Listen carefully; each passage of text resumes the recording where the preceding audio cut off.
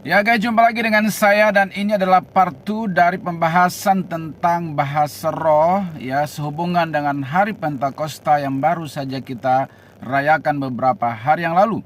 Dalam video sebelumnya saya sudah bagikan bahwa ada 3 jenis bahasa roh yang bisa kita simpulkan dari perjanjian baru. Yaitu jenis yang pertama adalah bahasa roh yang tidak dimengerti oleh orang yang mengucapkan tetapi dimengerti oleh orang yang mendengarkan, seperti tercatat dalam Kisah Para Rasul pasal 2 ayat 4. Kemudian jenis yang kedua adalah tidak dimengerti oleh orang yang mengucapkan maupun yang mendengarkan, seperti tercatat dalam 1 Korintus pasal 14 ayat 2. Kemudian yang ketiga adalah tidak dimengerti dan juga tidak dimengerti oleh orang yang mengucapkan dan juga mendengarkan, tapi karena dia berupa pesan bagi jemaat, maka harus disertai dengan karunia menafsirkan bahasa roh. Ya. Nah, artinya kita lanjut part 2. Jadi artinya di dalam Alkitab ya, firman Tuhan, Paulus tidak melarang bahasa roh. Ya. Dia hanya menegur atau mengoreksi jemaat di Korintus karena penggunaan bahasa rohnya yang tidak tepat, sehingga jemaat atau ibadah menjadi tidak tertib. Jadi yang dikoreksi oleh Paulus kepada jemaat di Korintus bukan soal bahasa roh boleh atau tidak boleh, sesat atau tidak, melainkan cara penggunaannya yang tidak tepat atau belum benar, sehingga menyebabkan kekacauan atau tidak tertib di dalam jemaat Tuhan di Korintus, khususnya ketika saat beribadah.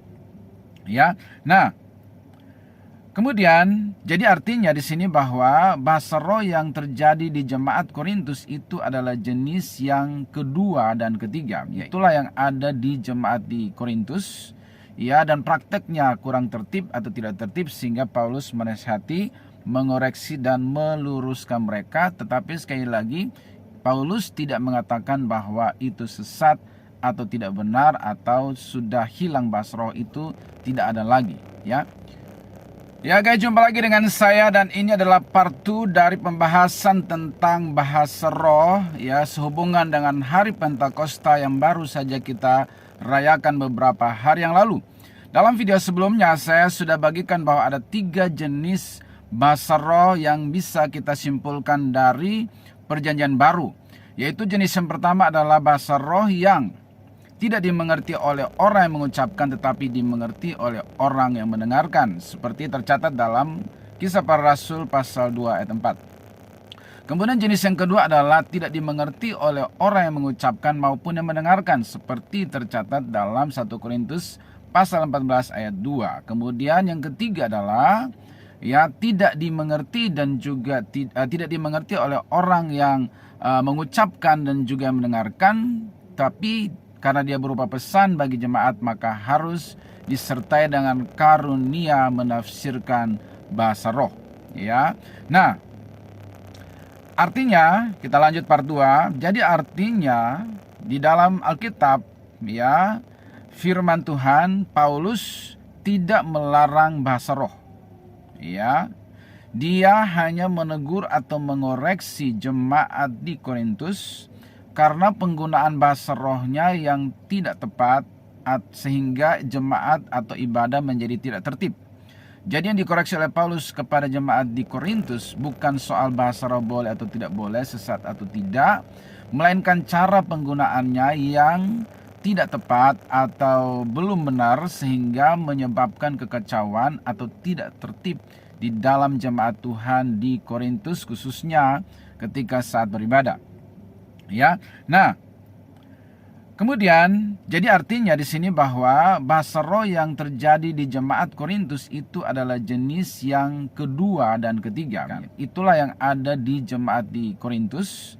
Ya, dan prakteknya kurang tertib atau tidak tertib, sehingga Paulus menasihati, mengoreksi dan meluruskan mereka. Tetapi sekali lagi, Paulus tidak mengatakan bahwa itu sesat atau tidak benar atau sudah hilang bahasa roh itu tidak ada lagi. Ya. Bahkan Paulus bersaksi bahwa dia sendiri juga berbahasa roh lebih daripada semua. Ya, dalam 1 Korintus 14 ayat 18 sampai 19. Aku mengucap syukur kepada Allah bahwa aku berkata-kata dalam bahasa roh lebih daripada kamu semua.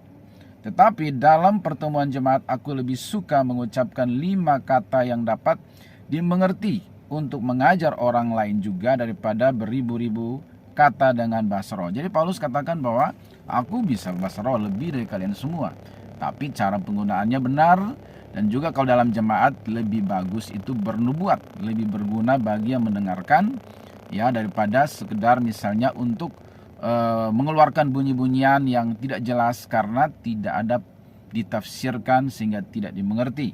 Nah, pada kesempatan ini juga kita akan menjawab pertanyaan yang berkata bahwa bahasa roh itu tidak ada lagi sekarang. Baptisan Roh Kudus itu hanya terjadi pada zaman Kisah Para Rasul dan tidak ada lagi sekarang. Ya, nah itu adalah pernyataan yang salah, yang keliru karena ya baptisan Roh Kudus dan bahasa roh itu masih ada sampai sekarang. Buktinya di jemaat Korintus. Jemaat Korintus itu ditulis, surat Korintus itu ditulis oleh Rasul Paulus diperkirakan tahun 56 Masehi. Ya, sedangkan Yesus hidup 33 tahun Masehi ya. Berarti sudah sekitar 20-an tahun, belasan tahun setelah Yesus mati dan naik ke surga ya, dan terjadi pencurahan Roh Kudus. Kemudian berdiri jemaat di Korintus dan masih ada praktek bahasa roh. Itu artinya bahwa bahasa roh itu bukan hanya terjadi pada hari Pentakosta saja. Dia berlanjut sampai jemaat Korintus, sampai gereja Tuhan hari ini. Hanya prakteknya itu harus diperhatikan, digarisbawahi supaya caranya benar. Ya, bukti yang lain adalah dalam Kisah Para Rasul pasal 238-39 menjawab Petrus kepada mereka, bertobatlah dan hendaklah kamu masing-masing memberi dirimu dibaptis dalam nama Yesus Kristus untuk pengampunan dosamu, maka kamu akan menerima karunia Roh Kudus. Sebab bagi kamulah janji itu dan bagi anak-anakmu dan bagi orang yang masih jauh, yaitu sebanyak yang akan dipanggil oleh Tuhan Allah kita. Jadi janji Roh Kudus itu untuk kamu, untuk anak-anak kamu, dan untuk orang-orang yang masih jauh, sebanyak yang akan dipanggil oleh Tuhan Allah kita. Ya, jelas.